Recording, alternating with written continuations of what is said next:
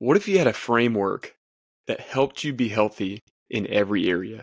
You could have a healthy body, a healthy mind, and a healthy soul. A proven plan that helps you in every area. And it's not just diets and exercise. It's more than that. And we're talking about the proven framework that we've got in today's episode.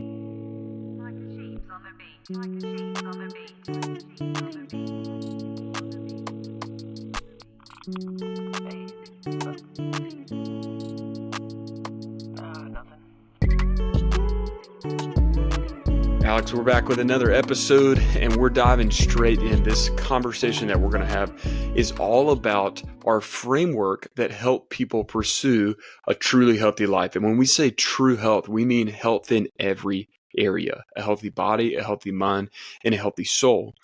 So I want you to start us out, Alex, in this conversation. Give us a little bit of context into you recognizing the main problem that we really talk about in our marketing and in our material, that health is more than physical, and how that led to the creation of our framework, which is the 7 Habits of Health. Yeah, it was spot on, Trevor, that I pursued my physical health for so many years and realized that something was missing internally. And I wanted to get that internal piece right. So, quick context, I actually started out with 52 items. I don't think I've ever told you this. Maybe I did. But there was a list of 52 habits, and I reduced them down to 7 because I thought if I want to have a healthy body, healthy mind, and healthy soul, what are the main things? If I did these daily and weekly, because some of the 52 were like every quarter, every so often when an opportunity arises. But the 7 that I landed on are really keystone habits. They impact the other ones, which is kind of what we're going to talk about, Trevor, is that health is more than physical because each area impacts the others. That one of the habits we talk about is sleeping well. That's going to impact my relational health with my marriage and my kids and my employees and my neighbors. So these had a disproportional impact on all the others. They're so integral. It's what we do daily and weekly. But essentially, it's more than physical because health is more than physical, which is why habits 4 through 7 talk about more the emotional, mental, relational, and spiritual side.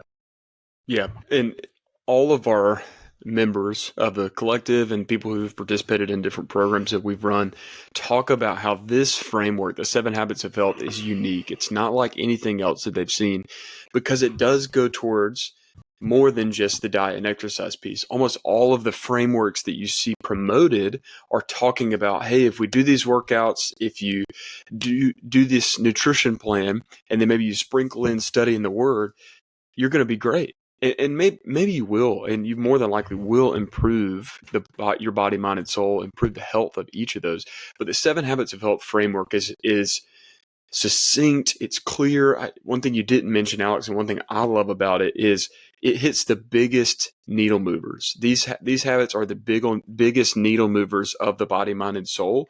And so what I want to do for our listeners is just touch briefly on each of these and then round it out with one keystone rhythm that's not in the 7 Habits of Health, but there's a reason that it's not, and that we can explain that as we go. So I want to run through the 7 Habits of Health.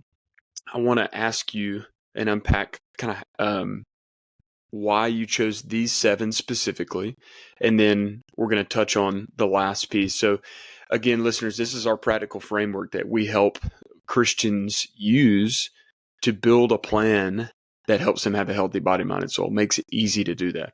So the 7 habits of health are habit number one, sleep well, which is consistently getting 7 to 9 hours of sleep. Habit number 2, eat clean. It's prioritizing whole, real, clean foods 80% or more of the time throughout the day. Habit number 3 is move often, incorporating movement throughout each day. We've labeled that as 8,000 or more steps a day. Habit number 4 is increase clarity, revealing your inner self through self-awareness. Habit number 5, decrease stress, minimizing anxiety and maximizing peace. Habit number 6, cultivate community, surrounding yourself with like-minded, same-valued people. And habit number 7, embrace purpose, using your health to serve and love others better, living a life beyond yourself. So we got those 7 habits. Alex, you had 52 and you boiled it down to 7. Why these? Like you said, they're the biggest needle movers that if you take out one of those, there is a huge missing link. And you may not feel it, but the people around you feel it. That God specifically designed you when you look at science and scripture with specific ingredients of humanity, of the human body, mind, and soul. And that when we don't do these seven, we are missing out on Jesus' invitation to an abundant life.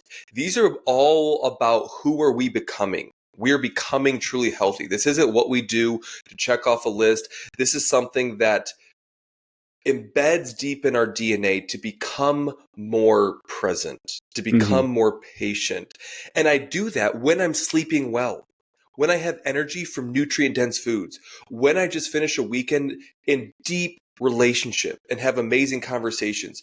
Because just like a pencil, a shovel, or a microphone, we have a specific design for a specific purpose. Habit number 7, a means to an end. We are a means to an end, but we need to incorporate our God-given design. It's what I wrote about in some of my books. So essentially, we are missing out, and these 7 have a disproportional impact on everything else. That if I am not increasing clarity and I'm living without self-awareness, there's shrapnel in my spiritual life, my physical life, my relational life.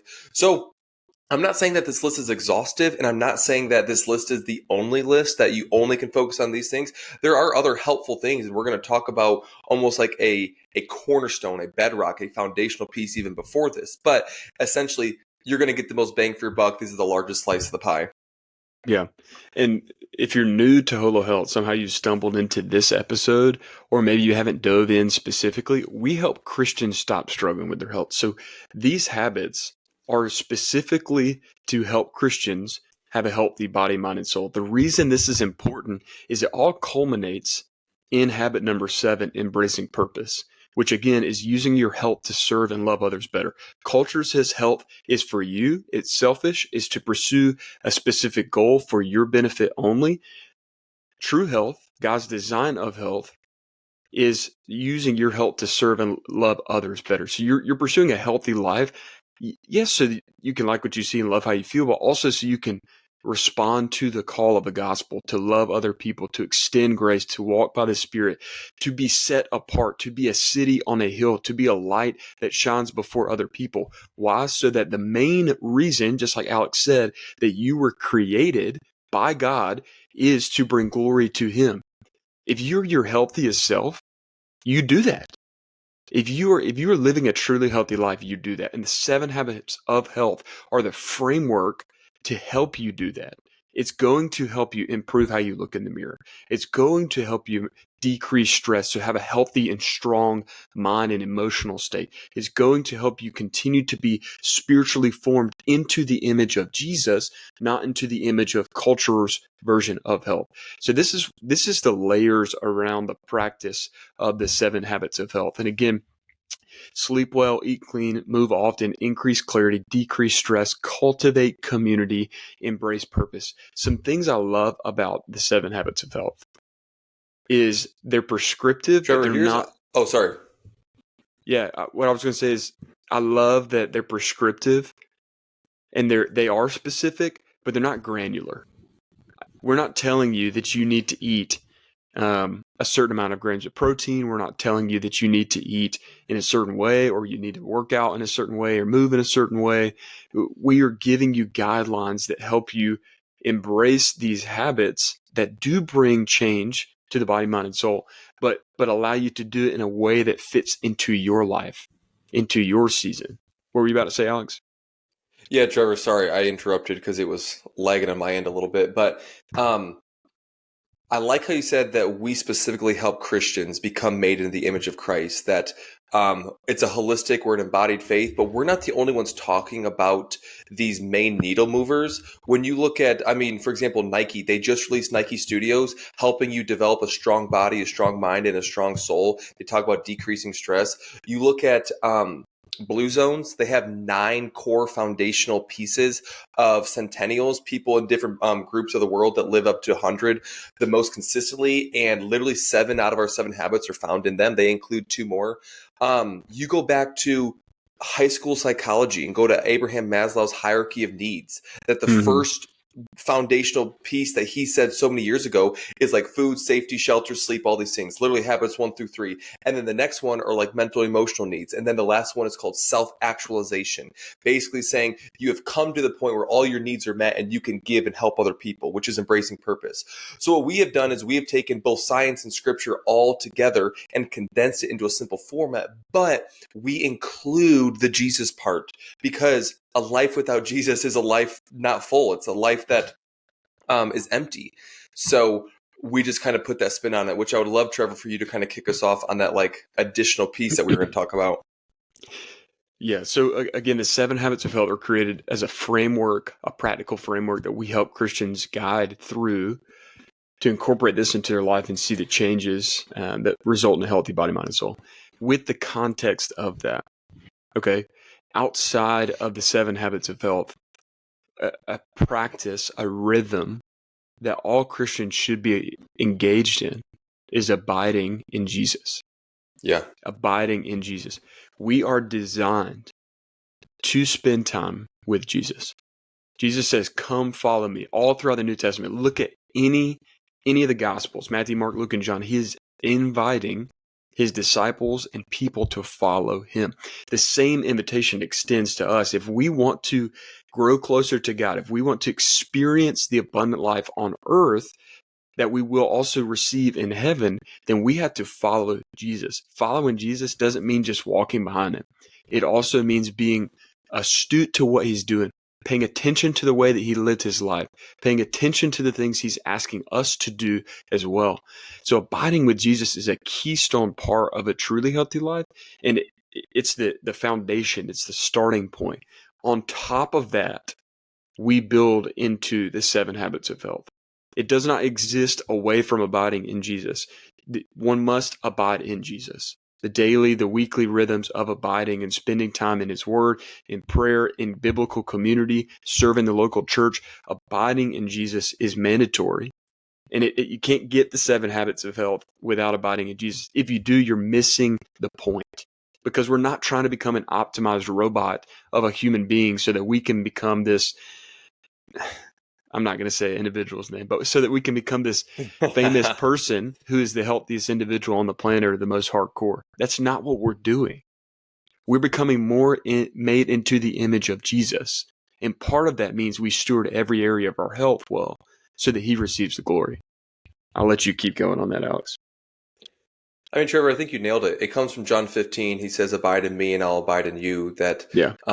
he's talking about spending time with. And that's such common language for us. But essentially, we're just meaning spending relational, intimate time with Jesus, whether that's Yeah. the quiet morning and quiet time in the morning. More Pentecostal people call contemplative prayer. Maybe right before bed, but it's like setting relational time. And Trevor, the best analogy I can think of as far as the relationship between your quiet time or abiding or whatever you want to call it with the 7 habits of health is my context of marriage, that I am with Hannah all throughout the day. We both work from home-ish, kind of. We both are running around doing a bunch of kid stuff. So we're both like in each other's presence. But then there's also a time when we go on date nights and we spend time in conversation to improve our marriage. That if I'm not even married or being with Hannah yet, there's no point of me even becoming a better spouse or becoming a better husband. It's the same thing with abiding the 7 habits of health. That the 7 habits of health are, it's almost like, hey, I am in relationship with Jesus. But then what I'm going to do is I'm going to improve upon it. I'm going to be intentional about it because I want to continually set my mind on things above. I want to be in the spirit. It's all these things. So it's almost like the starting point, but it's the continual rhythm. So I like to say it's both a point and a process. So abiding is the foundational layer. Yeah. Yeah. And all of this, especially the 7 habits of health, allows us to live out Matthew 22:37-39, where the greatest commandment, Jesus is saying that the greatest commandment is to love the Lord your God with all your heart, mind, strength, and soul, in the way that we articulate that with your body, mind, and soul. So again, abiding in Jesus and living out the framework, implementing the framework of the 7 habits of health into one's life is what we do. And we do that inside of the Holo Collective. That's our digital community that is designed to help Christians stop struggling with their health. It's designed to help make having a healthy body, mind, and soul easy. And we do that through that framework. For you today, the listener, what you can do is you can ask which of these 7 habits needs attention. If you go look in the show notes, I've listed out the 7 habits of health as well as exactly what they are. You can literally ask yourself, which of these 7 habits needs attention over the next 7 days? And if you want to do that with like-minded people, and if you want a coach who's going to be able to help you, if you want guidance, resources, tools, then join the collective, because inside the collective, we're doing this. We're pursuing a healthy body, mind, and soul every single week and helping people understand what to do and how to implement it into their life. So you can check that out in the show notes as well. So again, ask yourself what area needs attention, but don't miss the abiding in Jesus. That's what makes everything purposeful. That's what takes all of this and puts it together, and it allows us to live the truly healthy or abundant life that Jesus talks about in John 10:10. Trevor, you hit the nail on the head, because what I realized so many years ago, what you have realized personally, what people feel is that health is a tension to manage. It's one of our correct understandings. That's just fancy language on how we feel when we spend time with Jesus, but then we let our physical habits lack, or I'm dating my spouse, or my relational health is good, but I haven't been to the gym in a while. It's the question of how do I balance each of them? Because balance is so hard. We have so many things going on, and we say it's a tension to manage because our body, mind, and soul constantly need attention. So Trevor, like you said, which one needs attention today? Which one needs attention this week? That's what we help you do. It's not necessarily we're going to help you lose 30 pounds. Well, that may happen. Or we're going to improve your emotional health. That may happen too, because it's a pursuit of it all. But what happens is, as we age and as we want to focus on our health, the balance and the dance and the relationship gets tricky. It gets hard. But in the Holo Collective, in this framework, we're doing this every single week. So like Trevor said, I encourage you, extend the offer to come try it. Come join the collective, because what we have found is this framework works. It's simple enough to do, and it's so much better when you do it with someone else. So we have the amazing opportunity to already have a group rocking and rolling in this, and we would love to extend that invitation to you as well. Listeners, you can find those details in the show notes, and we'll see you in the next episode.